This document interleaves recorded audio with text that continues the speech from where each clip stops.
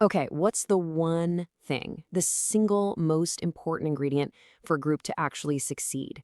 You might think it's some charismatic leader or a brilliant game-changing idea, but this story, it suggests something way less glamorous, but honestly, so much more powerful. Just simple predictability. Let's dive into how that one idea can really make all the difference. So, our story kicks off with six friends. They're all on a call, and they're about to pool their money for a pretty big investment. Now, they all trust each other, right? They're friends. But what they're about to find out is that when money and friendships mix, personal trust, well, it's rarely enough to hold everything together. And right there, that's the heart of the problem. This line just nails it. Vague is how friendships get bruised. It's such a perfect way to put it.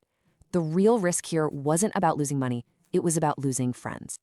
And this is where Mel comes in. She's kind of the quiet one in the group, but she is holding on to this incredibly important piece of wisdom. See, she's seen this exact same scenario play out before with a different group of friends, and she knows firsthand just how badly it can all end. So, what happened to that other group? Well, it wasn't some big dramatic explosion. It was more like a slow leak. This gradual wearing away of trust caused by all these small, totally predictable problems. You know the stuff. Messages that go unanswered, nobody's sure who's actually in charge, everyone has different expectations. It's that sinking feeling that you're out of the loop that just slowly but surely pulls a group apart. This whole experience gave Mel this one really powerful, really simple rule. This became her line in the sand for the new group. If we can't keep it in one thread, it doesn't belong in our lives. Think about that. It's this radical commitment to clarity, to keeping absolutely everything in one place, documented and transparent so that everyone can see it. So, with this one thread rule as her guide, Mel did something that felt totally backwards everyone else. Before anyone could even start talking about potential investments, she insisted they talk about structure. She just knew they had to agree on how they would operate way before they decided what they would do.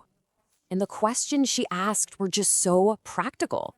Things like, how often are we getting updates? Who's our main point of contact? What's the plan for when we disagree? What stuff actually gets written down?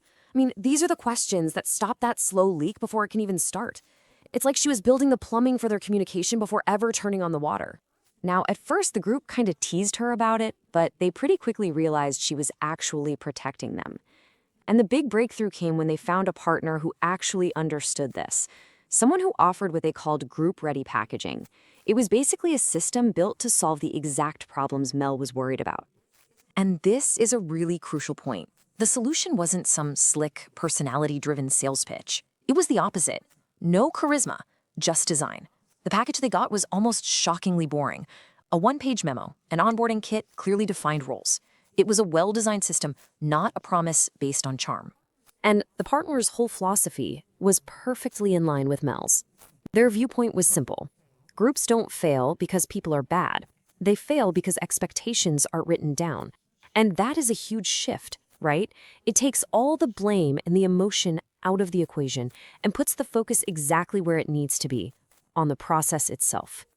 This was the big aha moment for the rest of the group. I mean, this quote really captures their collective sigh of relief. All of a sudden, they all got it. Writing things down wasn't about controlling people or being rigid. It was an act of kindness. It was a way to protect the group, the investment, and most importantly, to protect their friendships. Okay, so the group had their philosophy, they had their system, but how did it actually work in the real world? Let's take a look at what happened once the investment actually got going. Their success really boiled down to this simple, predictable rhythm. The updates showed up on the same day, every time. They were always in the same format, and they were always in that one central thread. And the result of all that? Nobody ever had to wonder when they'd hear something or where to go to find the information. All that anxiety just vanished because the system was doing all the heavy lifting. And this steady, reliable process led to this really strange and kind of wonderful outcome that Mel started to notice. As the whole deal went on, the group's trust in each other, and in the process, it didn't just stay the same, it actually went up. So, why did their trust actually grow? This right here is the whole point. It wasn't because the investment was perfect or because there weren't any problems. Their trust grew because the process was predictable. When communication is that reliable, the group can handle any bumps in the road together without any of the fear or confusion. And that brings us to the real payoff. At the very end of it all, after all the numbers were crunched, one of the members said this: "Honestly, I'd do this again just because it didn't stress me out." That says everything, doesn't it? The financial outcome was one thing, but the emotional outcome was a total lack of anxiety. And as Mal smiled, she realized that was the real return on their investment. It wasn't just the numbers on a spreadsheet. It was keeping their friendship intact and the complete absence of stress. It really leaves us with a powerful question. What if the best way to measure a group's success is whether or not the process is one you'd willingly do all over again?